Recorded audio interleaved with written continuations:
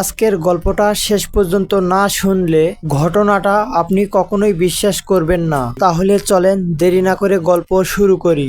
রাত তখন 9:30টার মতো হবে, আর তখন এই তিন বন্ধু মনে করলো এই মেয়েটি হাত বাড়াতেই হঠাৎ সেই ট্যাক্সিটা চলে এলো। তারা তিন বন্ধু অনেক মজা করতে করতে সেই ট্যাক্সিতে চড়তেছিল। এই তিনজন জানতো না যে আজকে রাতে তাদের সঙ্গে কি হতে চলেছে। তারা তিনজন কথাই বলছিল, হঠাৎ সেই গাড়িটি থেমে গেল আর তারা তিন বন্ধু সেই ট্যাক্সি থেকে নেমে এলো। তারা গান বলতে বলতে গভীর জঙ্গলের সামনে এগিয়ে যাচ্ছিল। তখন আর একজন বলতে থাকে, চলো আরো গভীরে যাব আমরা। তখন ধীরে ধীরে জঙ্গলের গভীরে চলে গেল। তারা কিছু দূরে চাঁদের আলোর নিচে তারা তিন বন্ধু বসে পড়লো। তারা তিনজনে পরীক্ষায় ফেল পড়েছে, আর এজন্যই জঙ্গলের গভীরে বিয়ার খেতে এসেছে।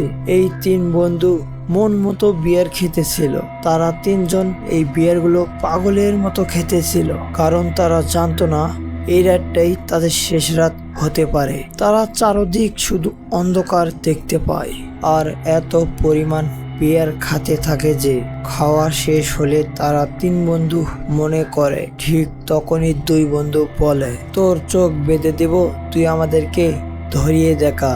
ঠিক তখনই মেয়েটির চোখ বেঁধে দেওয়া হলো।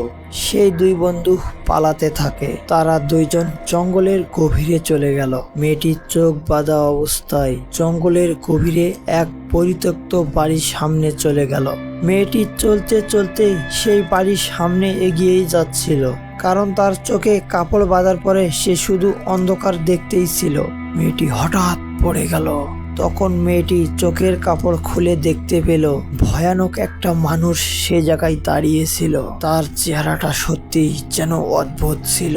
আর তখনই সেই অদ্ভুত লোকটি মেয়েটাকে বেহুশ করতে থাকে। সে বেহুশ করার পরেই সেই অদ্ভুত লোকটি তার বাসায় টেনে টেনে সেই মেয়েটাকে নিয়ে গেল। সেই অদ্ভুত দেখতে লোকটি একটি ছুরি বের করে নিয়ে তার সামনে ছুরিটা নিয়ে এগিয়ে যাচ্ছিল। হঠাৎই তার হুঁশ ফিরে এলো, আর সে অনেক জোরে জোরে চিৎকার করতে থাকে, বন্ধুরা আমাকে বাঁচা তোরা।